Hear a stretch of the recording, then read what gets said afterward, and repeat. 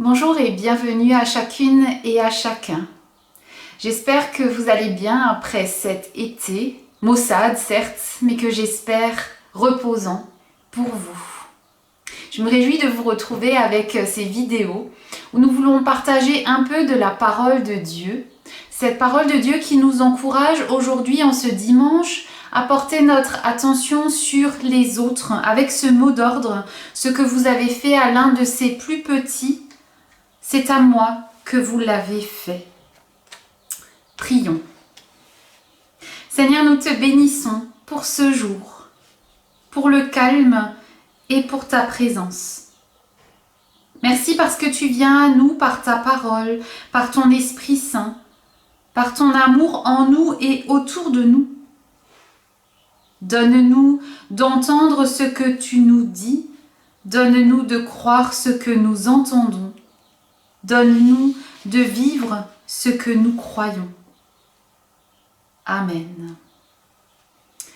Chers amis, aujourd'hui, le texte qui est proposé à notre méditation se trouve dans le livre de la Genèse, tout au début de la Bible. Nous connaissons bien ces textes de la Genèse, pourtant, celui que nous allons entendre aujourd'hui nous est finalement assez rarement proposé à la prédication. C'est le texte qui nous raconte les débuts de la violence sur la terre, l'histoire de Caïn et Abel. Je lirai donc dans le livre de la Genèse au chapitre 4. L'homme s'unit à Ève, sa femme, elle devint enceinte et donna naissance à Caïn.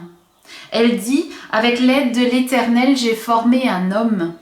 Elle mit encore au monde le frère de Caïn, Abel. Abel devint berger et Caïn cultivateur. Au bout d'un certain temps, Caïn présenta des produits de la terre en offrande à l'Éternel. Abel, de son côté, présenta les premiers-nés de son troupeau et en offrit les meilleurs morceaux. L'Éternel porta un regard favorable sur Abel et sur son offrande, mais pas sur Caïn et son offrande. Caïn se mit dans une grande colère et son visage s'assombrit. L'Éternel lui dit : « Pourquoi te mets-tu en colère et pourquoi ton visage est-il si sombre ? Si tu agis bien, tu te relèveras. Mais si tu n'agis pas bien, le péché est tapi à ta porte. Son désir se porte vers toi, mais toi maîtrise-le. » Caïn dit à son frère Abel : « Allons aux champs. » Et lorsqu'ils furent dans les champs, Caïn se jeta sur son frère Abel et le tua. L'Éternel dit alors à Caïn : « Où est ton frère Abel ? » ?»« Je n'en sais rien, répondit-il. Suis-je donc le gardien de mon frère ? » Et Dieu lui dit : « Qu'as-tu fait ? J'entends le sang de ton frère crier vengeance depuis le sol jusqu'à moi. Maintenant tu es maudit et chassé loin du sol qui a bu le sang de ton frère versé par ta main. Lorsque tu cultiveras le sol, il te refusera désormais ses produits. Tu seras errant et fugitif sur la terre. » Mais Caïn dit à l'Éternel : « Mon châtiment est trop lourd à porter. Voici, tu me chasses aujourd'hui loin du sol fertile, et je devrais me cacher devant toi. Je serai errant et fugitif sur la terre, et si quelqu'un me trouve, il me tuera. » L'Éternel lui dit : « Eh bien, si on tue Caïn, Caïn sera vengé 7 fois. » Et l'Éternel marqua Caïn du signe pour qu'il ne soit pas tué par qui le rencontrerait. Caïn partit donc loin de l'Éternel, il alla séjourner au pays de Nod, le pays de l'errance, à l'orient d'Éden, le pays des délices. Vérité est ta parole, Seigneur. Amen. Au commencement de la Genèse, il y avait la parole. Cette parole qui crée, on nous le raconte, le ciel, la terre, le jour, la nuit, les astres, la végétation, les animaux et finalement les êtres humains. Au-delà de ce paradis, comme on l'appelle parfois, il y a aussi eu la chute, le péché, la séparation avec Dieu, la fuite hors du jardin. Le texte qui nous est proposé aujourd'hui nous rappelle que tout au début, presque tout au début, il y avait aussi le meurtre, la violence, la jalousie. 2 frères en rivalité l'un avec l'autre. Un texte qui nous rappelle que malgré ce que nous imaginons parfois, le rapport à l'autre, la relation à l'autre, ont toujours été difficiles, tendus, parfois violents. Et que non, ça n'était pas forcément mieux avant. Et que non, ça n'est pas seulement depuis récemment que nos relations sont empreintes de violence, de haine parfois. C'était déjà le cas presque tout au début de l'humanité. Ça nous rappelle aussi que si nous cherchons les origines de la violence dans notre société d'aujourd'hui, dans nos conditions de vie, nous nous trompons. Elle faisait déjà partie de l'humanité, quasiment à l'origine. De là à dire qu'elle fait quelque part partie de nous, il n'y a qu'un pas, mais nous y reviendrons. Presque tout au début de l'histoire de l'humanité, donc, il y avait déjà cette violence avec toute la complexité du rapport à l'autre. Cette violence, elle a tué Abel, mais elle a aussi détruit Caïn, qui vivra le reste de sa vie en paria, rongé par la culpabilité. Elle abîme aussi sa relation avec Dieu. Dans cette histoire, la violence a une origine. Ce n'est pas une violence gratuite. Dans l'histoire de Caïn et Abel, la violence, c'est le fruit de la jalousie. C'est ce qui saute aux yeux tout au début du texte. Dieu accueille favorablement l'offrande d'Abel, mais il rejette celle de Caïn. Mais pourquoi ? Seigneur, c'est tellement injuste. Quel est donc le problème avec l'offrande de Caïn ? Cette histoire, elle nous touche quelque part au plus intime de nous-mêmes, parce qu'elle trouve un écho, une résonance en nous-mêmes. À chaque fois que nous nous mesurons aux autres, il y a toujours un meilleur que nous. Il y a toujours quelque part quelqu'un qui a les qualités que nous n'avons pas. L'histoire de Caïn et Abel, c'est notre histoire à toutes et à tous. Évidemment, tout le monde n'en vient pas aux mêmes extrêmes que Caïn, heureusement. Mais nous connaissons tous ce sentiment. Caïn est en colère, déçu, et sa colère va déborder. Le pire arrive jusqu'à cet acte sans retour du meurtre. Caïn vit une injustice, ou du moins ce qu'il ressent comme une injustice. Alors il punit les autres, il punit son frère. Et ce système-là, nous le connaissons tous. Quand on vit une injustice, c'est tellement facile de rejeter la faute sur les autres. Le coupable, le responsable, c'est toujours l'autre. Je perds mon travail, c'est la faute de l'immigré qui me l'a volé. Mon mari, ma femme me quitte, c'est de sa faute, elle n'a pas su me comprendre. Dieu n'a pas regardé favorablement l'offrande de Caïn, c'est la faute d'Abel, lui dont l'offrande a été accueillie. Cette réaction de Caïn, c'est celle de se placer comme une victime, c'est injuste. Et cette réaction-là, c'est souvent la nôtre, celle de croire que nous sommes les victimes, victimes des autres, victimes d'un système, victimes de Dieu parfois. Bien sûr, il nous arrive à tous, à toutes, des choses dont nous ne sommes pas responsables. Mais n'y a-t-il donc pas d'autre réaction possible que celle de l'envie, de la jalousie ? L'autre réussit, a un beau métier, une famille, une belle maison, tant mieux. Et si nous nous réjouissions pour l'autre plutôt que de le jalouser, est-ce que ça ne changerait pas notre vie ? Dans cette histoire, la violence, c'est aussi le fruit du silence, du manque de communication. Avez-vous remarqué dans ce texte combien peu les deux frères se parlent ?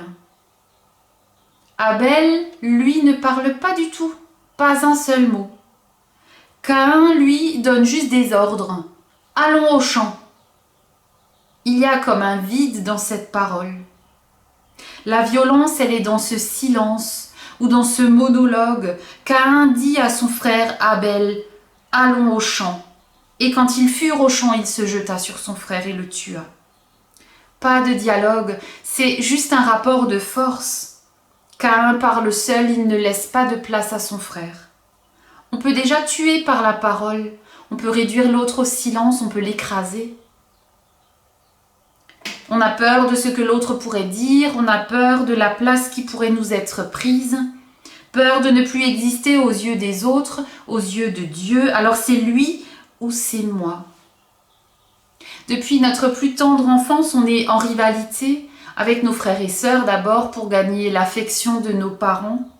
Parfois, on a même été élevé dans cette rivalité-là, ton frère, ta sœur est plus sage, plus obéissant, réussit mieux à l'école, a fait de meilleures études. Et puis à l'école, on est parfois mis en concurrence les uns avec les autres, les uns contre les autres. Quand j'étais au collège, j'avais une prof qui établissait un classement des élèves et qui distribuait les copies dans cet ordre-là, en citant les notes à voix haute, du meilleur au pire. Parce qu'il faut créer des battants, des champions, des charognards, ceux qui écrasent les autres pour réussir, parce que c'est valorisé socialement d'être un vainqueur par tous les moyens. Alors on en vient à croire que pour réussir, il faut écraser les autres et on s'étonne de vivre dans un monde violent. Pourtant, il y a bien d'autres systèmes scolaires, professionnels, qui parlent du bien-être plutôt que de la concurrence. Et ça marche aussi, sans qu'on ait besoin d'écraser les autres. Dans la Genèse, ainsi naît la violence et elle finit par tout écraser dans ce sentiment de jalousie, ce sentiment de ne pas être reconnu. C'est intéressant de voir que c'est la peur qui conduit Caïn à la violence. Et je crois que c'est souvent le cas. Peur de ne pas être à la hauteur, peur de perdre l'estime des autres, peur de ne plus exister aux yeux des autres.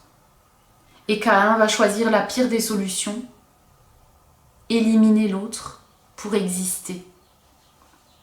Il ne se sent plus responsable de son frère, il se sent son ennemi. D'ailleurs, il va le dire à Dieu, « Suis-je le gardien de mon frère ?»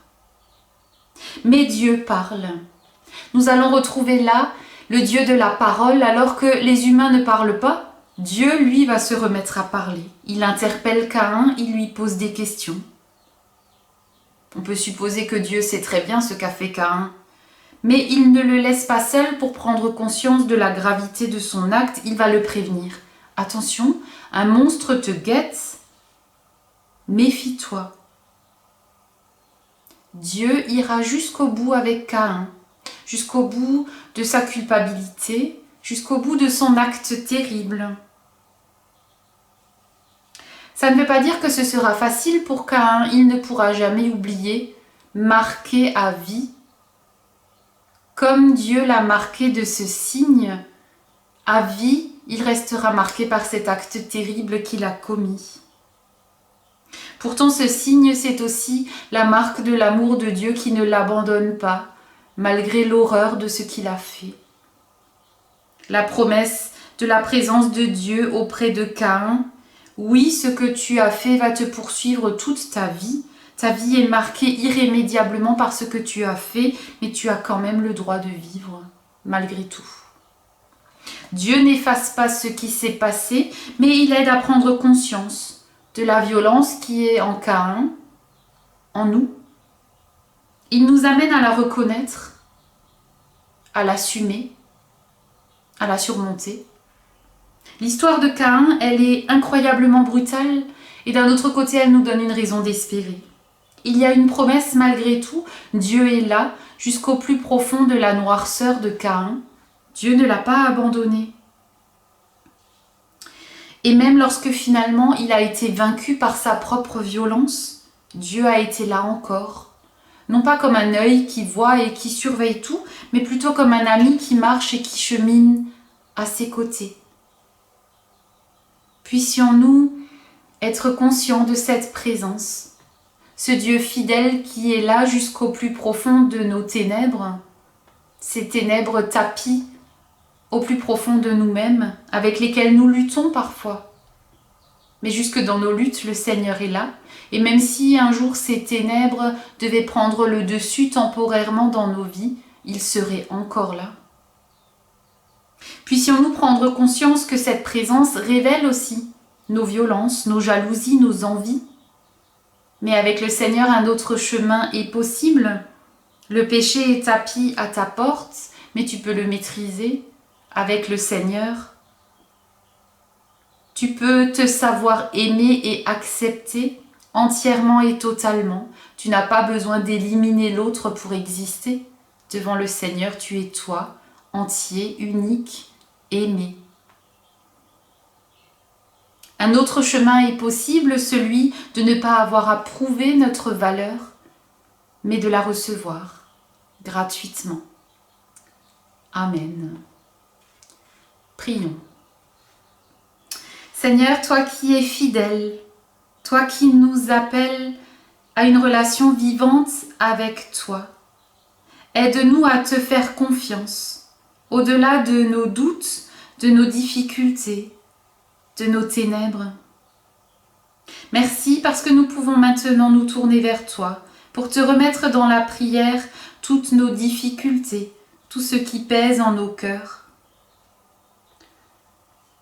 En cette fin de période de vacances scolaires, nous te remettons tous les enfants, les étudiants, les professeurs, les encadrants, qui se préparent à une nouvelle rentrée incertaine. Donne-leur l'assurance de ta présence, en toutes circonstances. Cette semaine, alors que les talibans ont pris le pouvoir en Afghanistan, l'inquiétude grandit quant à la situation des chrétiens. Et un appel nous a été lancé par l'association Porte Ouverte. Les chrétiens sont inquiets et nous invitent à prier pour eux. Seigneur, nous te remettons ces femmes, ces enfants, ces hommes qui ont peur, dans un système qui ne laisse pas de place à la liberté de croire. Nous te remettons tous ces chrétiens qui ont à cœur de vivre leur foi malgré l'opposition et la peur. Nous te remettons tout le peuple afghan. Garde-nous fidèles dans la prière. Seigneur, nous voulons te dire notre reconnaissance de pouvoir te prier et te louer. Unis par le Christ, nous te prions ensemble. Notre Père qui es aux cieux, que ton nom soit sanctifié, que ton règne vienne, que ta volonté soit faite sur la terre comme au ciel. Donne-nous aujourd'hui notre pain de ce jour. Pardonne-nous nos offenses comme nous pardonnons aussi à ceux qui nous ont offensés, et ne nous laisse pas entrer en tentation, mais délivre-nous du mal, car c'est à toi qu'appartiennent le règne, la puissance et la gloire, au siècle des siècles. Amen. Je vous souhaite une belle journée, une belle semaine, une belle rentrée à toutes celles et tous ceux qui auront une rentrée cette semaine, et que le Seigneur vous bénisse et vous garde. Amen.